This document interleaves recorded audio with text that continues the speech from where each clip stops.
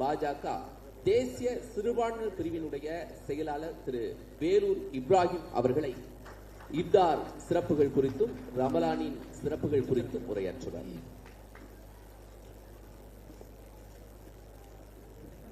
ரமலான் இஃப்தார் நிகழ்ச்சிக்கு எங்களை எல்லாம் பெருமைப்படுத்துவதற்கும் மாண்பளிப்பதற்கும் வந்திருக்கிற பாரதிய ஜனதா கட்சியின் மாநில தலைவர், சிறுபான்மை சமூகத்தின் அன்பு சகோதரர் திரு அண்ணாமலை அவர்களே,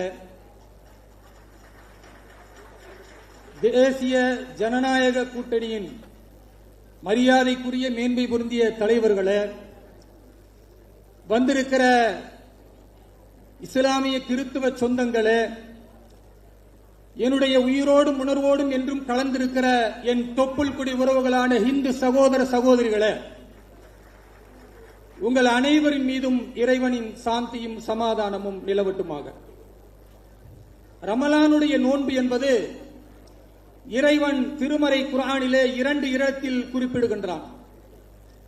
யா அய்யுஹல்லதீன ஆமனு குதிப அலைக்குமுஸ் ஸியாம், நம்பிக்கை கொண்டவர்களே உங்கள் மீது நோன்பு கடமையாக்கப்பட்டிருக்கிறது.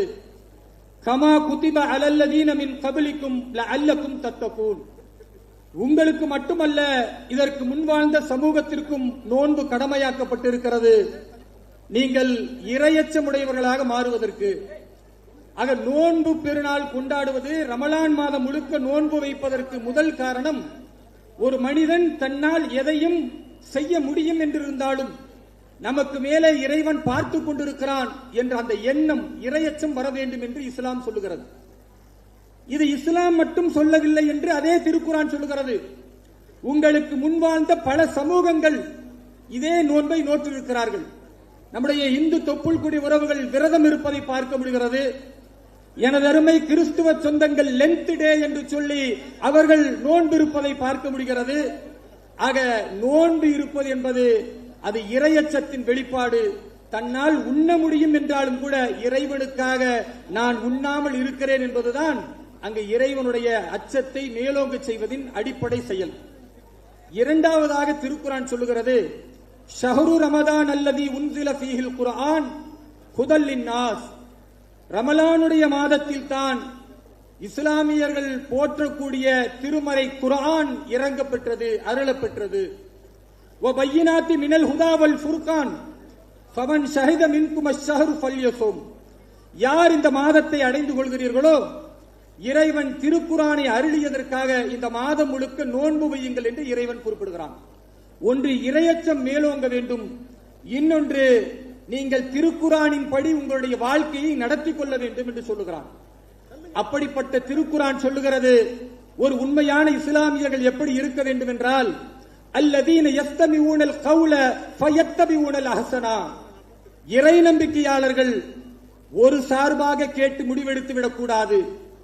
உங்களை ஆதரித்து பேசக்கூடியவரிடத்திலும் நீங்கள் கேளுங்கள்.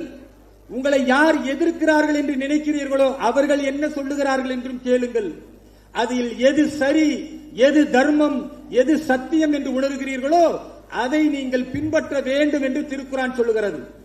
திருக்குர்ஆன் சொல்லுகிறது, அத்தியுல்லாஹ் வ அத்தியுர் ரசூல வ உலில் அம்ரு மின்கும், நீங்கள் அல்லாஹ்வுக்கு கட்டுப்படுங்கள், அல்லாஹ்வுடைய தூதருக்கு கட்டுப்படுங்கள். உங்கள் தேசத்தை யார் ஆட்சி செய்து கொண்டிருக்கிறார்களோ அந்த ஆட்சி செய்யக்கூடியவருக்கு கட்டுப்படுங்கள் என்று திருக்குர்ஆன் சொல்லுகிறது. திருக்குர்ஆன் சொல்லுகிறது, தேர்தல் முறை ஜனநாயகத்தை நாம் நம்பிக்கொண்டிருக்கிறோம், ஆனால் ஆட்சி அதிகாரத்தில் ஒருவரை அமரச் செய்வது அந்த அல்லாஹ்வின் கட்டளை என்று சொல்லுகிறது. துஅத்தியல் முல்க மன் தஷா வ தன்திவுல் முல்க மிம்மன் தஷா, அல்லாஹ் யாரை நாடுகிறானோ அப்படிப்பட்டவருக்கு ஒரு தேசத்தின் ஆட்சி அதிகாரத்தை வழங்குகிறான், யாரை நாடுகிறானோ ஆட்சி கட்டிலிருந்து இறக்குகிறான். இன்றைக்கு அல்லாஹ்வின் நாட்டம், மாண்புமிகு பாரத பிரதமர் திரு நரேந்திர மோடி அவர்கள் 3வது முறையாக இந்த பாரத தேசத்தை ஆண்டு கொண்டிருக்கிறார். அல்லாஹ்வின் நாட்டம் மக்களை ஏமாற்றி வாக்கு வங்கிகளுக்காக சிறுபான்மை சமூகத்தை பிரிக்கக்கூடிய காங்கிரஸ் இன்றைக்கு துரத்தி அடிக்கப்பட்டிருக்கிறது.